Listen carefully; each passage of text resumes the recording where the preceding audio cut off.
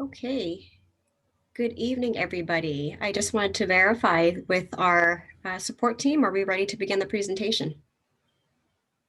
Yep, my screen is shared. Everyone should be able to see it. Okay, sounds good. So we will begin the presentation. Good evening, everybody. My name is Kalina North, and I am part of the public outreach team at OCTA. I'd like to welcome everyone who has joined us for this evening's presentation for the Serra Sighting Extension Project, on as well as Diana Orozco, who will be serving as our Spanish translator. If you would like to follow the presentation in Spanish, the Spanish PowerPoint is available on our website at octa.net/Serra Sighting, and it's located under the Resources tab. Now, I will pause a few times to allow Diana to translate during introductions before we activate the Spanish interpretation channel. Diana. Buenas noches, mi nombre es Kalina North y yo soy parte del equipo de alcance público de OCTA.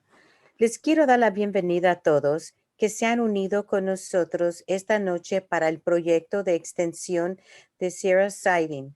También tenemos a Diana Orozco, la cual va a ser nuestra traductora esta noche. Si desea seguir la presentación en español, la presentación de PowerPoint está disponible en el sitio web en español en octa.net/Serra Sighting bajo el tabulador de recursos. Yo voy a pausar varias veces para permitir que Diana haga la traducción durante la introducción y antes de activar el canal de interpretación al español. I would like to briefly introduce some of our project team members tonight. So co-presenting with me is Elizabeth Lunn, who serves as Assistant Director of Metrolink's SCORE program. Also from Metrolink are Colin McKenna, Serra Sighting Project Manager, and Nina DeLu, Environmental Services Project Manager, who will be available during Q&A to help answer questions. Others from OCTA's outreach team are Christina Pericello, Sergio Escobar, Brie Roberto, and Emma Head. Brevemente, me gustaría presentar a algunos de nuestros integrantes del equipo. Copresentando conmigo es Elizabeth Lunn, la cual ejerce como asistente director del programa de Metrolink SCORE. También por parte de Metrolink está Colin McKenna, gerente de proyecto de Serra Sighting, y Nina DeLu, gerente de proyecto de servicio ambiental, la cual llevará a cabo la sesión de preguntas y respuestas. Otros del equipo de alcance de OCTA es Cristina Piruchello, Sergio Escobar, Brie Roberto y Emma Head. The format will include a presentation followed by Q&A at the end. We will also have some poll questions throughout the webinar, so please feel free to participate. Now, this meeting will be recorded and available on OCTA's project page tomorrow. El formato incluirá una presentación seguida por preguntas y respuestas al final. También tendremos una votación de preguntas durante el seminario web, así que por favor tenga la libertad de participar. Esta junta será grabada y estará disponible en la página del proyecto de OCTA el día de mañana. In addition to the English presentation, we are offering live interpretation in Spanish. So please click on the icon on the bottom of your screen and select either English or Spanish to be redirected to the correct channel. Now, at this time, we will pause for a few seconds to activate the interpretation feature. Now, at this time, we ask all attendees to select a language either in English or Spanish using the globe icon on the bottom of your screen. Thank you, Diana. Estamos ofreciendo interpretación en vivo al español.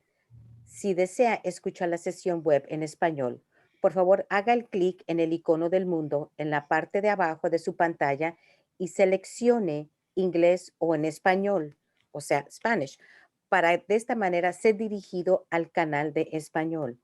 En este momento se activará la característica de interpretación. Por favor, seleccione el icono con el globo para el idioma que usted desea. Gracias.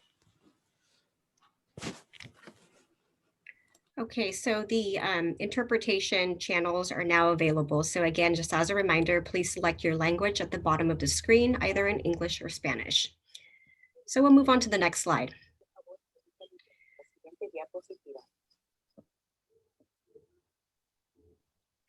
The purpose of the meeting is to present information about the scope of the Serra Siding Extension project, as well as describe the environmental process as Metrolink prepares the draft environmental impact report, or the EIR. And again, we will dedicate plenty of time at the end of the presentation to respond to your questions. Now, we are in the early stages of the project, and specific project details are still being refined. However, based on the information delineated in the Notice of Preparation, or the NOP, your feedback about the project is key to help Metrolink study what the public truly is concerned about as they prepare the EIR. Next slide. Metrolink is the lead agency for all three phases of this project, and that includes environmental, design, and construction. Metrolink maintains and operates the Metrolink system in Orange County, while Orange County Transportation Authority, or OCTA, is the owner of the railroad in Orange County. OCTA is providing support to Metrolink in two areas, the first being right-of-way. Now, this term essentially means purchasing a piece of property for the purposes of the project. And the second area that OCTA is providing support in is public outreach. Now, it looks like we have our first poll question, so we'll pause for a few seconds to allow you to respond to this question. Okay, so before we go into the project, I will now turn it over to Liz to talk about the SCORE program. Good evening, everyone. SCORE stands for Southern California Optimized Rural Expansion, which is Metrolink's $10 billion capital improvement program to improve the regional rail system in time for the 2028 Olympic and Paralympic Games and meet the growing population and transportation need in the region. There are Olympic venues planned throughout Southern California, and Metrolink is the only rail transit provider crossing all 6 counties in the region. The Serra Siding Extension project is one of 16 projects in phase 1 of SCORE. Benefits of the overall program include safety improvements at stations and grade crossings. These are improvements that would provide safety features such as automatic pedestrian gates, warning signals, railing, and walkway delineation. These upgraded crossings would allow cities to then apply for a quiet zone. These rail improvements enable trains to operate at least every 30 minutes throughout the system, so that when ridership demand and funding is achieved, we can turn on additional services. Access to job centers, whether you're commuting into or out of Orange County for work, would be enabled. Lastly, seamless connections to other transit providers to allow for smoother transfers to buses, shuttles, light rail, and streetcars. Next slide. There are SCORE benefits beyond the rail system. An economic impact analysis was performed by the Los Angeles County Economic Development Corporation, which projects 24,400 jobs and $4.9 billion in gross domestic product by 2028. By 2050, it's projected 396,300 jobs and $173 billion in gross domestic product. SCORE enables more services, such as more bidirectional service to attract additional riders. Prior to COVID, there were over 13,000 daily riders on the Orange County line and Inland Empire Orange County lines combined. Though our busiest hours are during the weekday rush hours, Metrolink is seeing more growth on the midday and weekend trains, which we want to better serve, and are developing a recovery plan to restore the ridership in a post-pandemic world. The Link US project will provide run-through tracks at the Los Angeles Union Station, so that passengers could have a one-seat ride from Ventura to Orange County. Essentially, passengers would no longer have to get off and disembark and transfer trains at Union Station. Better first mile and last mile connections at locations where riders embark or disembark on Metrolink trains. Providing trains at regular intervals means improved transfers to other transit providers. Metrolink is actively fighting climate change and improving air quality. Metrolink is currently replacing our fleet with Tier 4 locomotives, which reduce emissions up to 85% compared to older locomotives. We're also exploring zero-emission fleet and have kicked off a pilot program to modernize our fleet to process renewable diesel, which uses vegetable oil waste and animal fats and further reduces emissions. With these services and Tier 4 and zero emission equipment, it is projected that 51.7 million metric tons of greenhouse gases would be reduced across Southern California. Lastly, SCORE leverages connectivity for future growth by improving access to Metrolink stations in Orange County. Next slide. Metrolink removes the equivalent of one lane of freeway traffic during peak travel as train goers takes cars off the freeways. 85% of weekday riders have an automobile, but choose to leave them at home and take the train instead. This creates more space on the freeways. This provides relief on Interstate 5 and Pacific Coast Highway, which are adjacent to the Orange County line in Dana Point. Next slide. This is the general SCORE program timeline. Individual project schedules in the program may vary based on environmental process and scope of work. Therefore, they could start and finish at different times. In 2017, SCORE was created based on Metrolink's 10-year strategic plan and aligned with the state REL plan. In 2018, SCORE secured a total of $1.5 billion. That included $876 million that Metrolink was able to secure through the Transit Intercity Rail Capital Program for phase 1. In 2019, we completed an initial environmental assessment and up to a 5% design.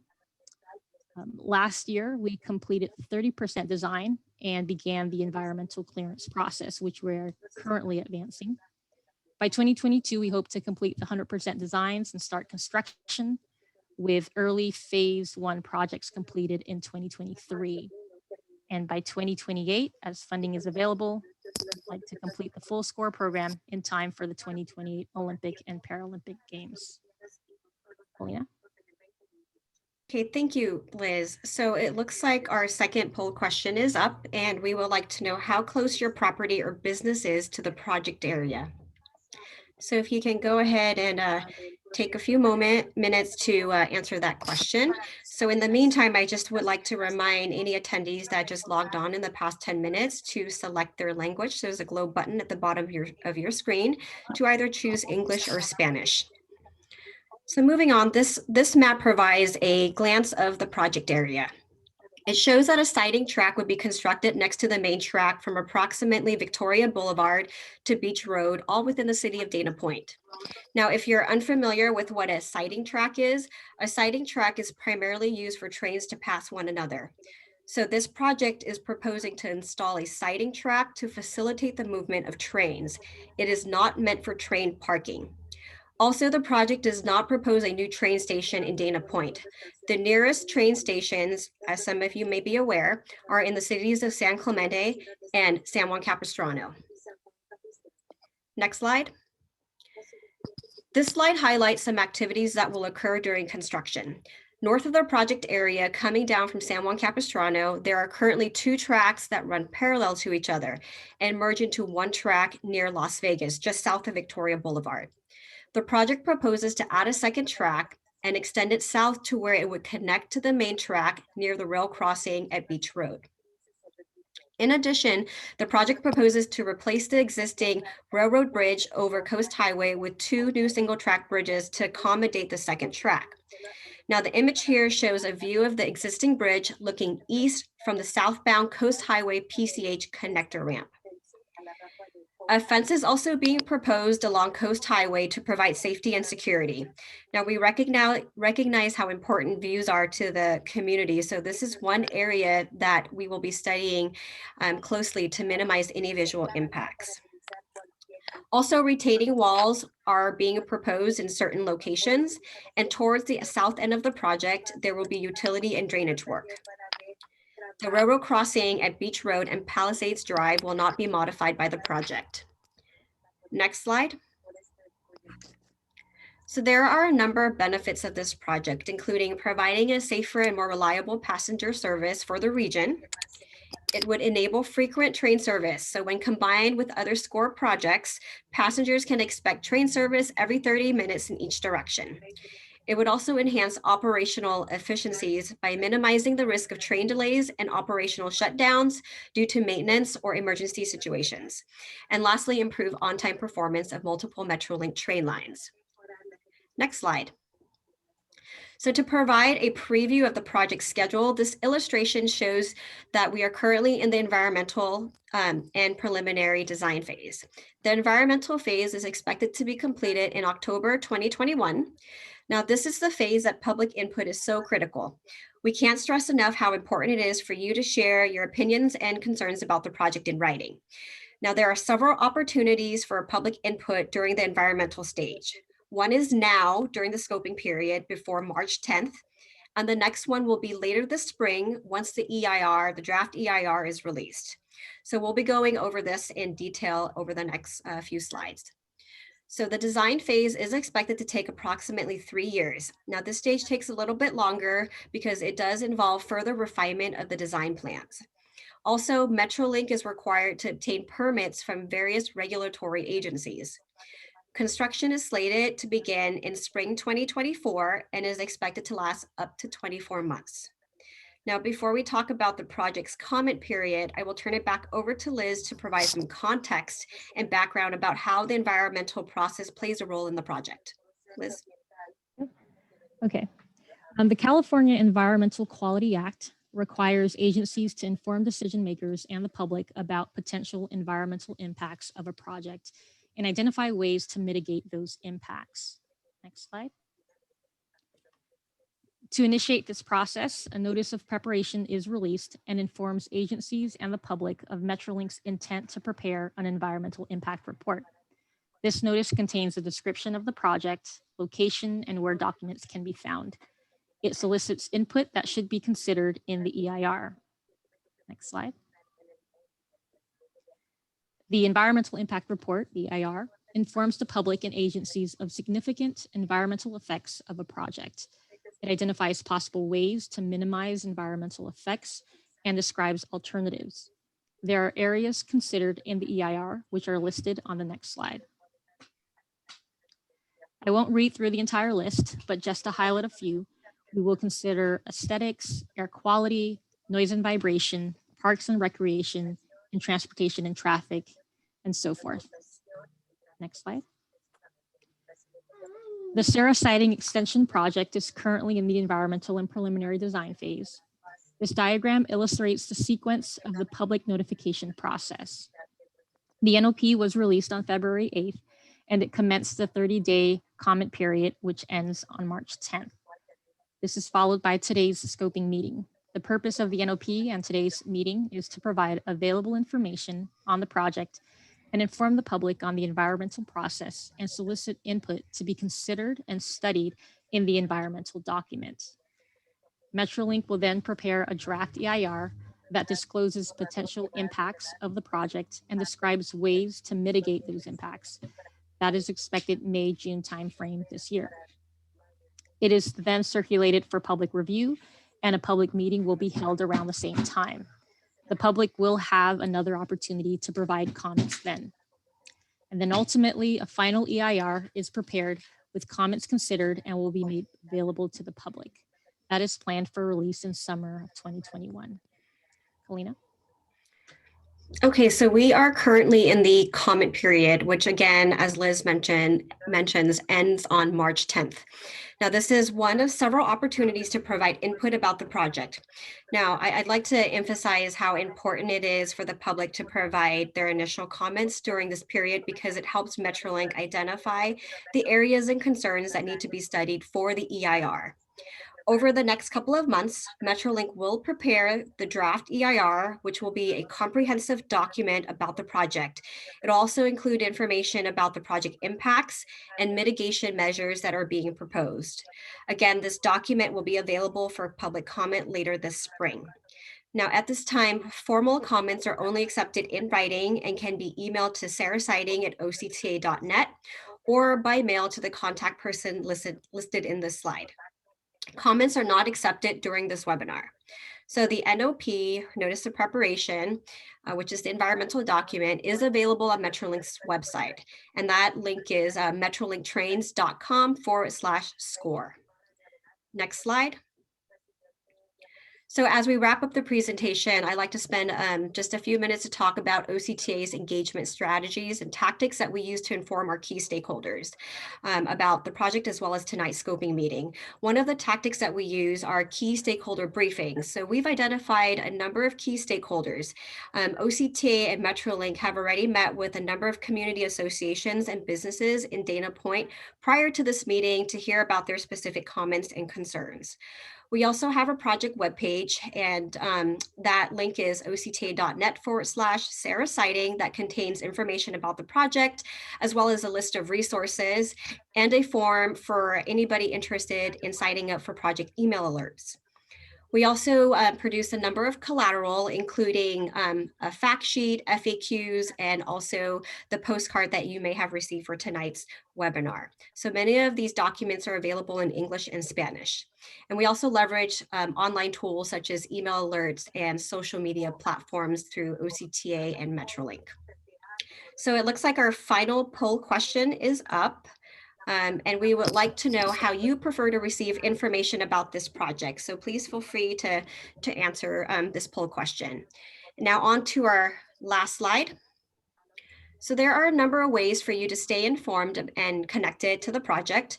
The best source is our project webpage for information, but if you have questions, you can always call our project hotline or email us directly. So with that actually concludes our presentation, and we are going to open it up for Q&A. Before we do, I'm going to turn it over to Bree to go over Q&A housekeeping.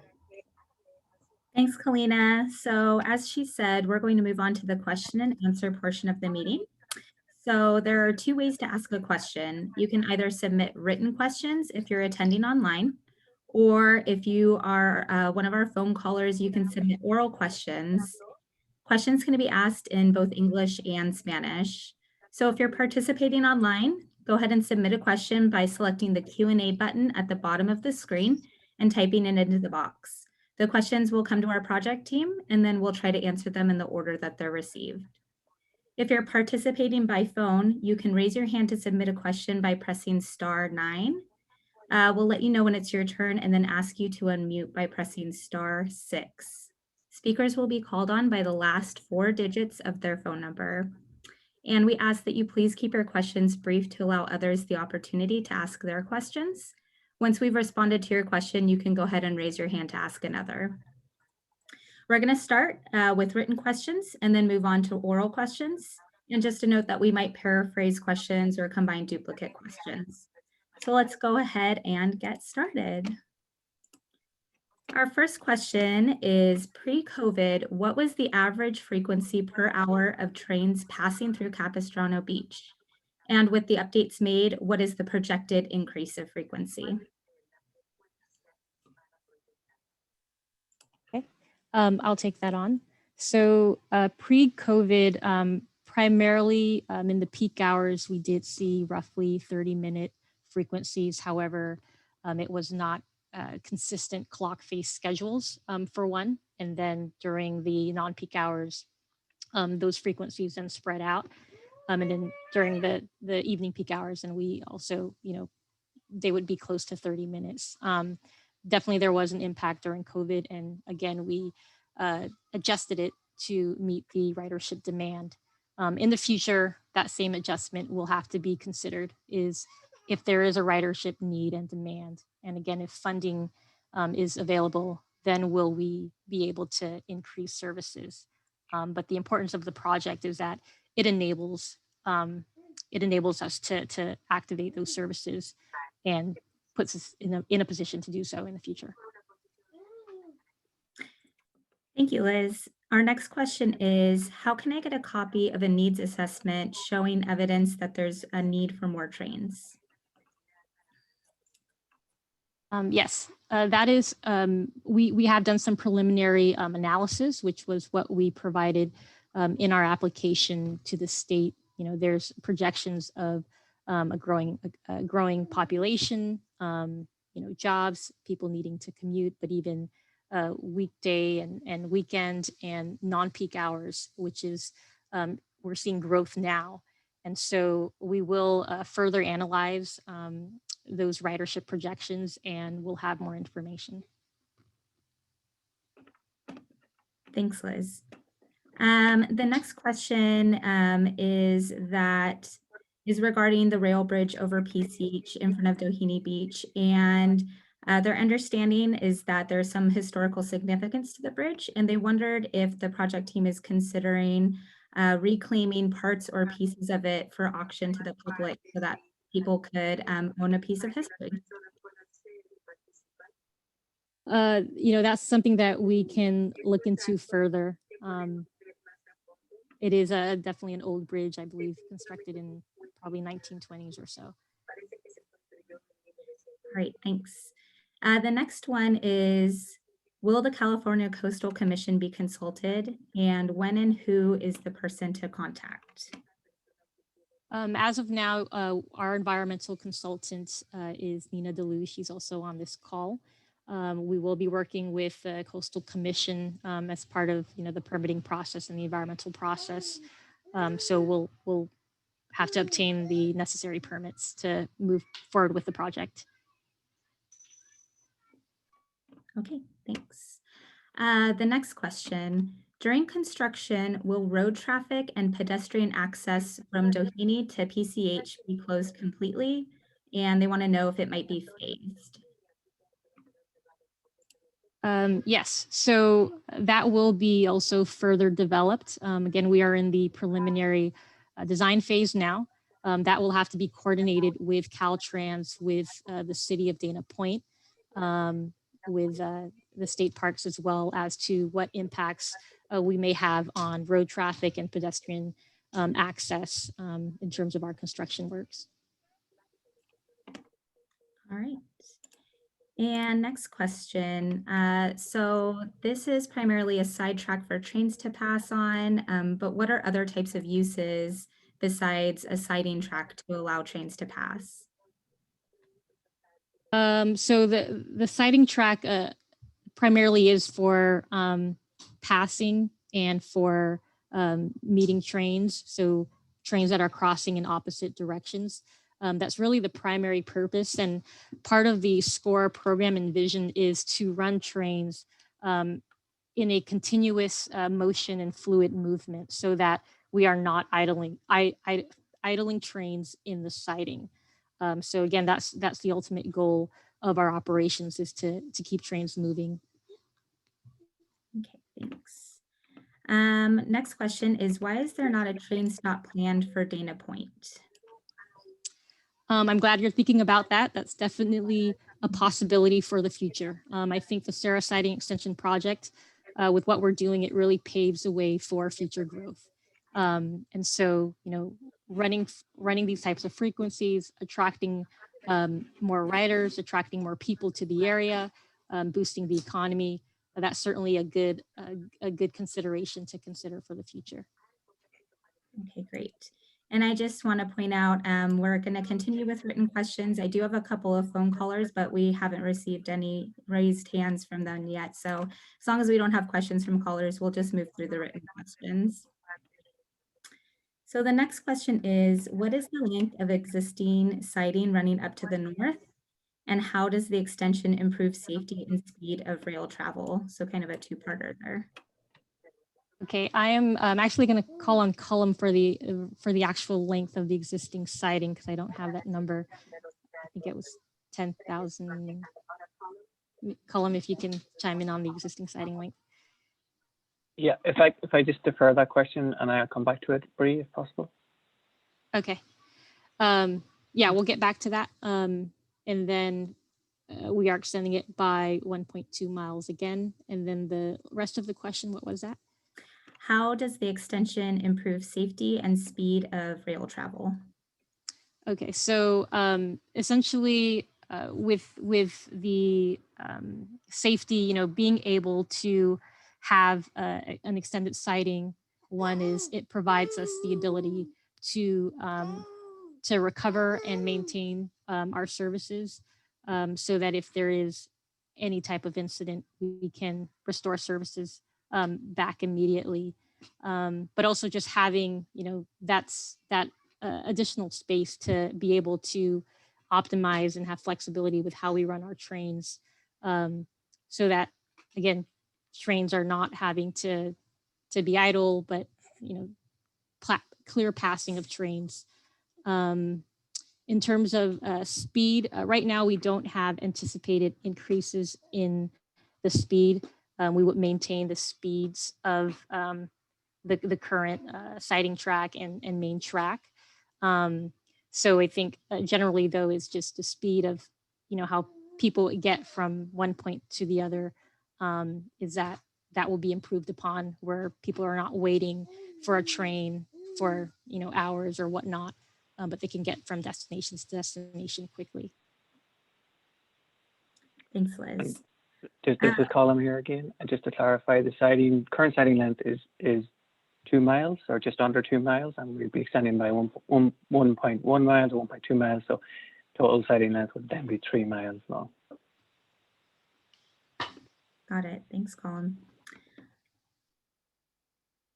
For the next question, where can I find reports or analysis that led to this project? I believe our the award information, TIRCP information, can be found online. But again, as we develop further materials and information, and as part of the EIR, that will also be provided as well. Okay, and so for where that's located online, the reports that led to this project, maybe we can just, if you don't have that information handy, we can get back to that person with the information. Yeah. Okay. Next question. Are the trains going to be electric trains instead of diesel trains? There are future plans of reaching a zero emissions trains. So it might not be electric per se, but again, we are looking at our fleet now, and we have a pilot program that's going to test renewable diesel. But there's many options as well that we are considering for zero emissions fleet. Okay. And next question, would there be an easement or pedestrian bridge to access Doheny Beach? That is not planned currently for additional access. Okay. Next question is, will the new tracks be closer to the inland bluff or beach side? The new tracks, I guess, past south of the bridge will be closer to the PCH side, the highway side. Okay. The next question is, who could I contact at the California Coastal Commission about this project? I think it might have been part of our earlier question. And if you don't have that information, we could always get back to them. Yeah, we'll get in touch with the environmental consultant. We'll have that information. Okay. If I may chime in really quickly, if I can also add that we are in the process of preparing an FAQ for public distribution, so that should be available soon. So we can also incorporate that contact information in that handout. Thank you. Great, thanks, Kalina. All right, next question is, what is the possibility of incorporating pedestrian and bike connectivity to and from the beach? Well, we are coordinating with the city of Dana Point for accommodating future mobility. So that's at least in the works as we design the bridge and lay that out. So that's currently for discussion. Okay, thanks, Liz. Next question is, how long do trains wait on a siding track, and will they be polluting? So maybe asking about emissions there. I don't know if we have that information. Again, the purpose of the project is to allow trains to move continuously through the corridor, so that trains are passing and moving along. In terms of possible environmental impacts, that will be assessed in the draft EIR. Okay. And we had a similar question about stopping and slowing along the extension, but they wanted to know if this would increase freight train traffic as well. That is not anticipated for freight traffic increase. Okay, thanks. And then the next question is, I'm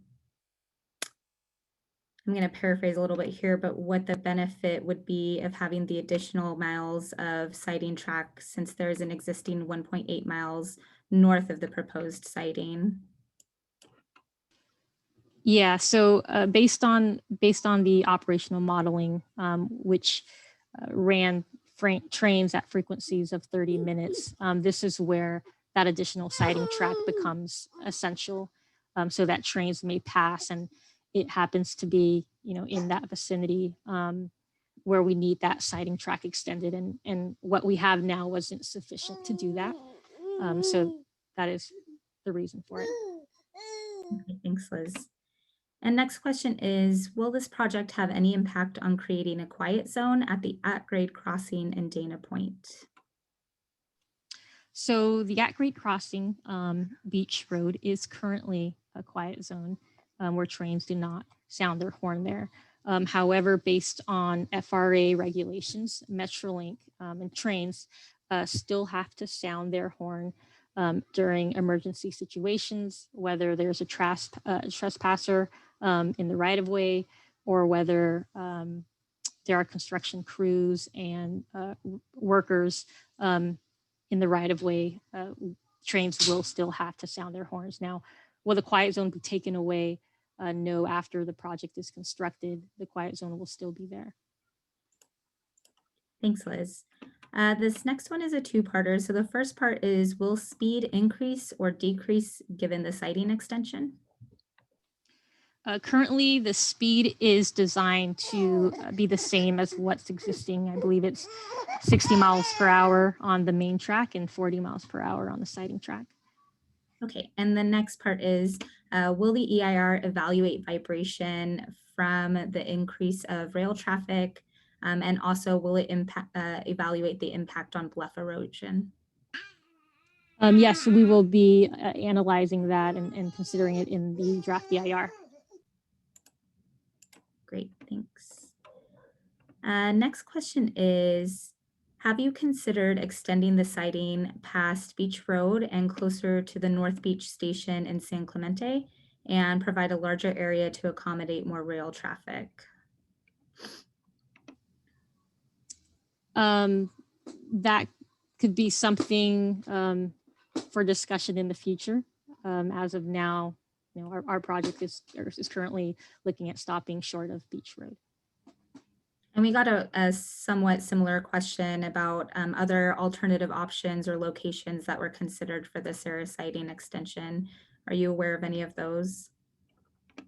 Oh, sorry, say that again. Were there other alternative options or locations considered for this Serra siding extension? Alternatives will be studied further in the draft EIR as well. That's something that we will address. Okay, and another kind of similar question, but how is the location determined? Yeah, the way we determined this was through operational modeling of trains. That's Metrolink, Losan, Amtrak Surfliner trains, as well as the freight trains that come sporadically through there. Based on the modeling, we have train that needs to cross one another. We call that meets in that vicinity of the siding track that we are extending. So the existing siding and that length was not sufficient for the future needs. Great, thanks, Liz. We got a question asking where you can find a link to the recording of this Zoom later on, and that will be on the website. If you look in your Q&A at the top, we dropped that that link already, so you can take a look there and then access the recording tomorrow when it's posted. Yes, Bree, and that's also, just to repeat, on our project webpage at octa.net/Serra siding. Once you go to that webpage, the recording will be located under the resources tab. Thanks, Kalina.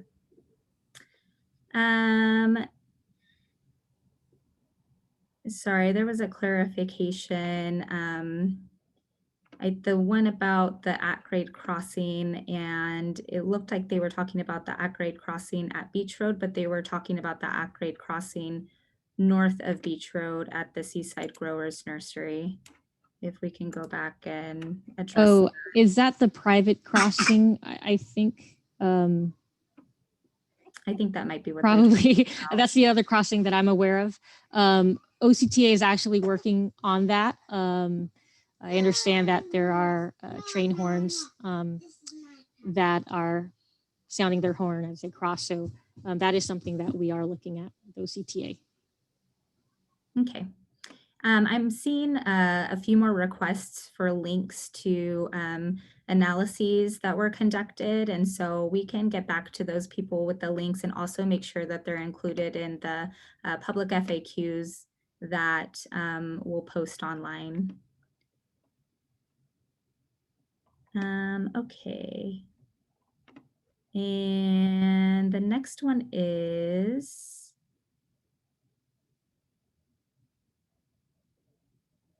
if timing is such that trains must slow or stop, can there be an area designated to have less impact or noise on residential areas? So I think, again, just asking about the location of this siting, if that's being considered in the EIR and if there were others considered.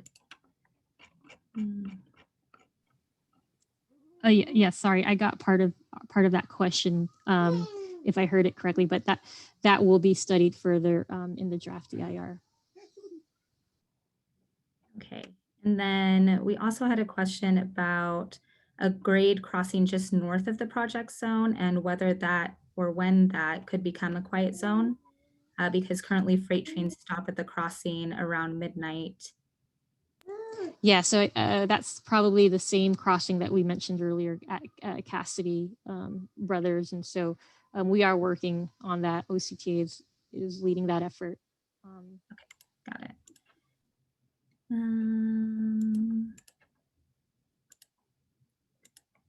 All right. The next question is whether we can detail the use of the existing 2 tracks north of the project.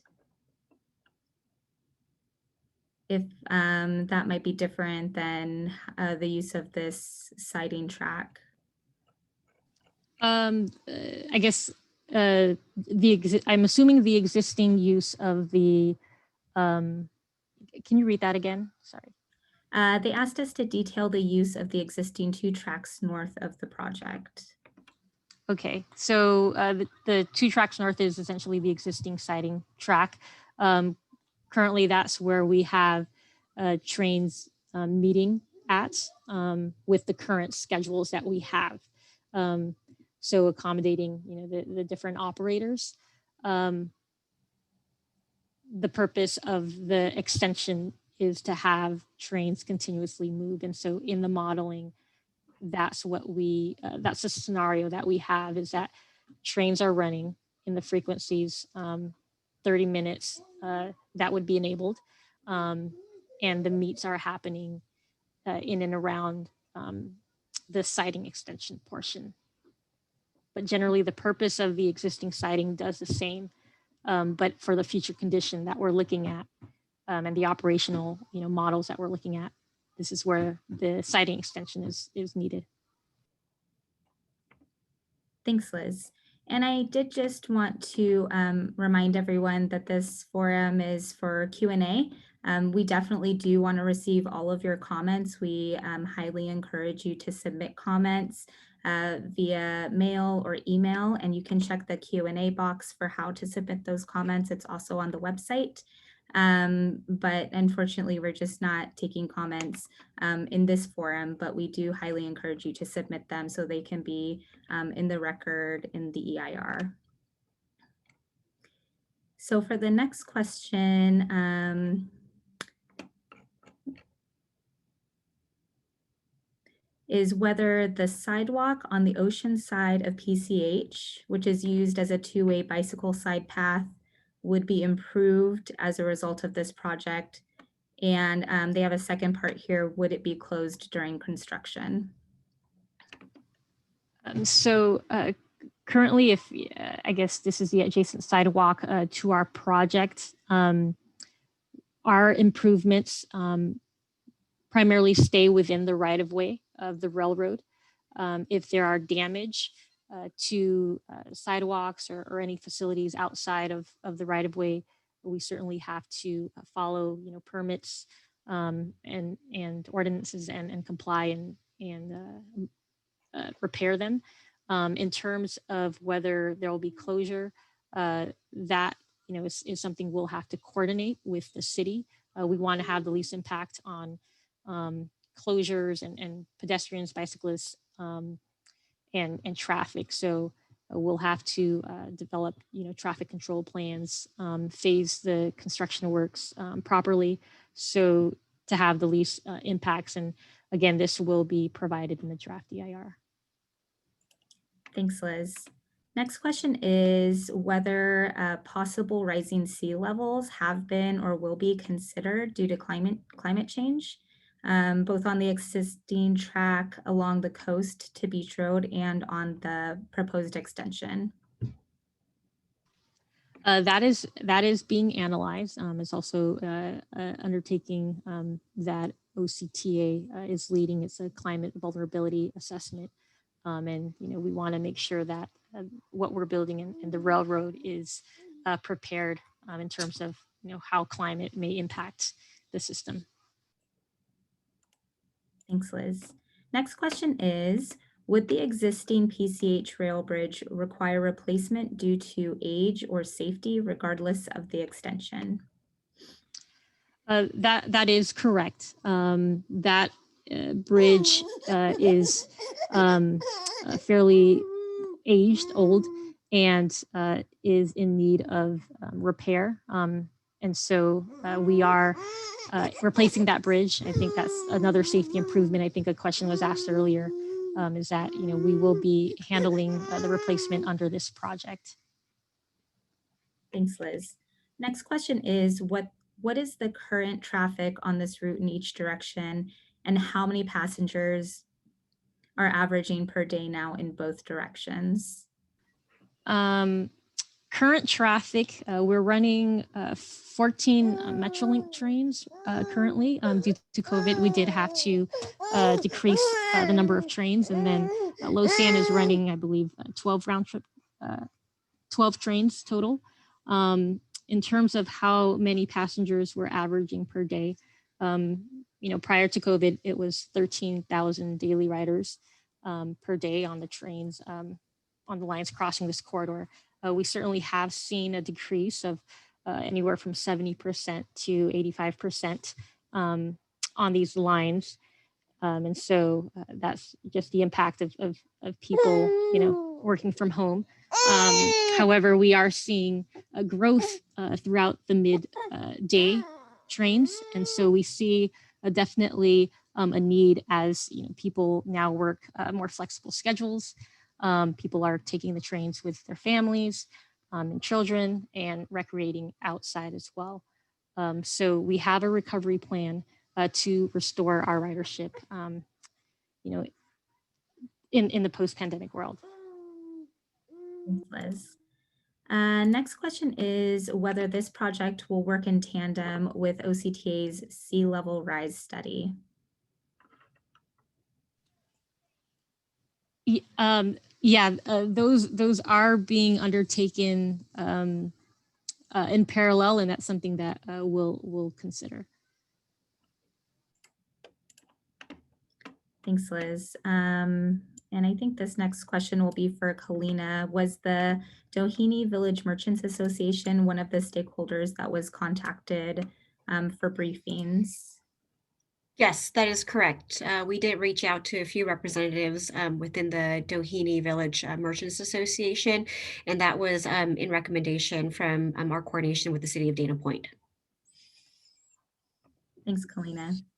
Next question is there an increased risk of accidents or other risks inherent in double tracking? That will need to be analyzed further. Thanks, Liz. Next question is how this feedback will be used and whether it could prevent the project from happening. Well, I think the key thing is, we are going through this process, this environmental process, issuing an NOP and holding a scoping meeting, and then soliciting concerns from the public so that we can analyze these things. Then we, openly share that information with the public for further comments and review. And so, really, I think we're really wanting your feedback to analyze, all situations and all cases. Thanks, Liz. Next question is, if this project moved forward, how long would the construction process take? Yes, that is scheduled to take up to 2 years of construction. Thanks. Next question is, why do you think there will be more passengers now that people will be working remotely, and how that has been calculated into the EIR?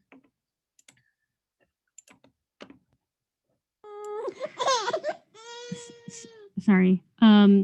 So there is a recovery plan that Metrolink is working on, and these are based on projections as well that we have analyzed for future growth in the region.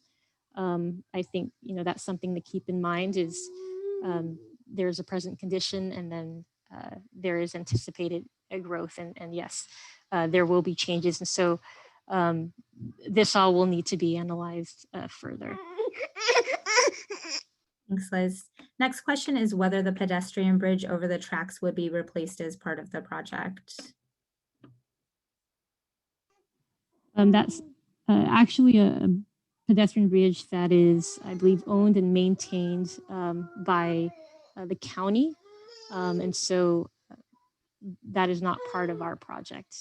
Yes, and it's, if I also can add, so Liz is correct. That is the County of Orange Public Works Capital Improvement Project. And so if you would like to know the status of that project, we do have contact information.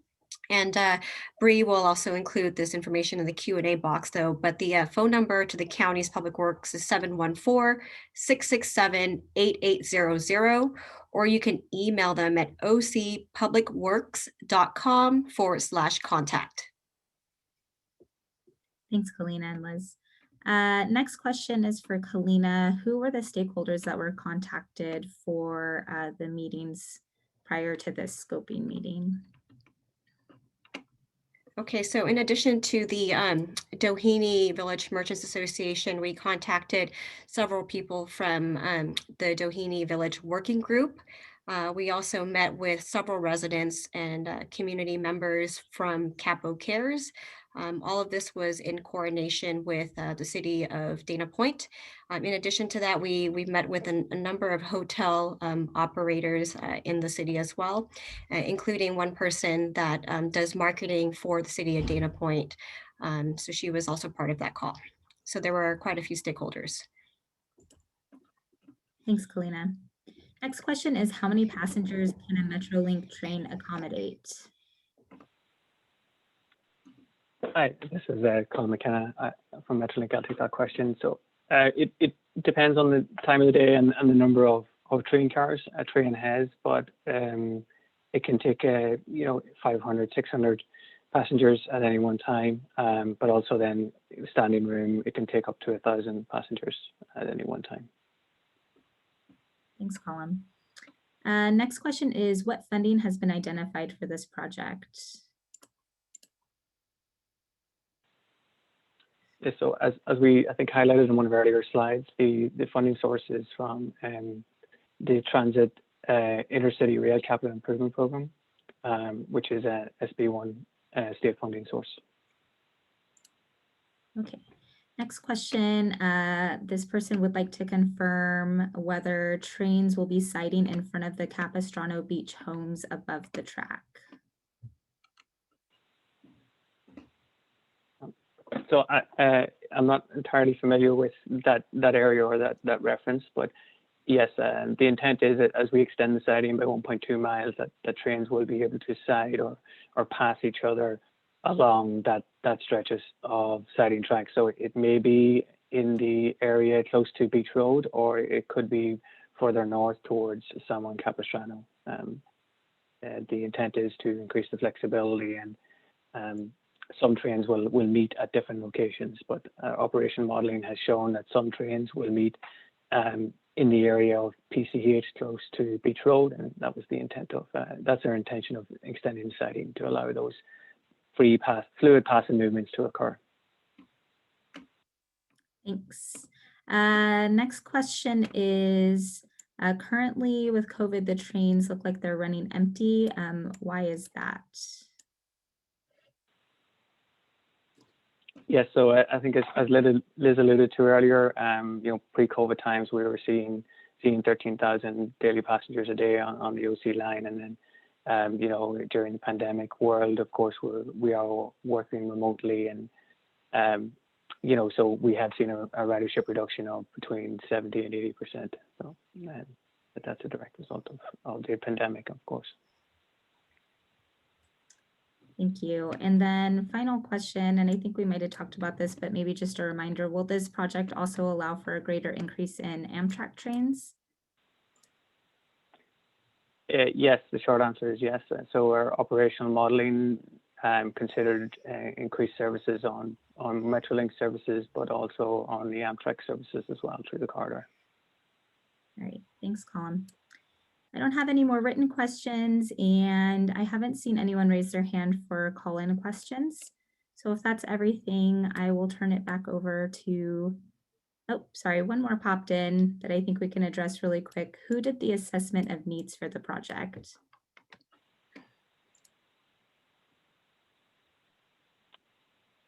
Sorry, I'm assuming this is regarding the operational modeling and determination of the needs for the project. So that Metrolink, in support of our consultant staff or consultant firms, performed operational modeling. All right, thanks, Colin. And another one, are new fencing and retaining walls anticipated to be placed along PCH sidewalk? Along PCH sidewalk, we do not anticipate any retaining walls, but we do plan to install a perimeter fence along the right of way. Great, thanks. And that concludes the questions we have. So I will turn it back over to Kalina to close up the meeting. Okay, great. Thank you, Bree. So we are running up to our hour mark, but we've received some great questions that we hope we were able to provide some responses to. A lot of these questions are very valid, and I think the questions are being asked here tonight will be also asked or by other community members who may listen to this presentation after the fact. So we will be compiling this information again and extracting a lot of the questions into a public FAQ document. So even though our presentation technically is supposed to run to 6:30, if questions continue to come in for the next few minutes, we'll continue to take them. We don't want to cut anybody off here. We want you to be able to voice your questions. As a reminder, this webinar will be recorded both in English and Spanish, and it'll be available on OCTA's project webpage at octa.net/Serra siting. So if you'd like to listen to this presentation again, it will be available there. And let me just check in with Bree really quick. Bree, do we have any more questions coming in? Actually, get one more come in at the last minute. So it's a follow-up to the question about the assessment of needs, and they would like to know if there was an independent analysis done other than Metrolink. Yes, thank you for your question. Yes, there are other transit agencies like Lausanne and Amtrak, along with Southern California Agency of Governments, have undertaken similar transit studies, and they have all been considered in Metrolink's analysis for the purpose and need of this project. Thanks, Colin. I'm not showing any other questions, but like Kalina said, I think we have another couple of minutes if anybody wants to submit. Okay, great. And while we wait to see if there's any more questions that come in the last minute, again, I'd just like to reiterate the importance of the March 10th deadline for this initial scoping period. For comments on the NOP, again, please visit Metrolink's website at metrolinktrains.com/score and pull up the NOP to review the project details. And the deadline again is March 10th for any comments. And I see that we have some questions, Bree. It's another request for where to access the assessment. And so we can follow up with the people who asked for those documents, and then we can also include that in the FAQs. I'm not sure if the team has it handy right now. Yes, but we will follow up with that request and let the individual know, or the people of interest know where to find that document. Great, thanks. All right, a couple more. They just want to clarify that there were 13 trains per day pre-COVID. No, the response earlier was in COVID times we've got 14 Metrolink trains per day. I think 11 Amtrak trains coming through the area. Pre-COVID we had much larger numbers through the area. I think it was closer to 30 trains a day through the area. Just a longer period of train service in the rush hours, but we reduced that during COVID times. Thanks for that clarification. And we did have a couple more people ask for assessments. So again, we will get that information to everyone who asked and include it in the FAQs that'll be up on the website. And I'm not seeing anything else now, Kalina. Okay, great. Thank you, everybody. So we appreciate everybody's time to participate in tonight's meeting. We hope you find it valuable. And again, we will be hosting another similar webinar in the future once the draft EIR is released. So please stay tuned for that. We'll continue to be in communications with the community, and we appreciate your time, and everybody have a good night. Thank you.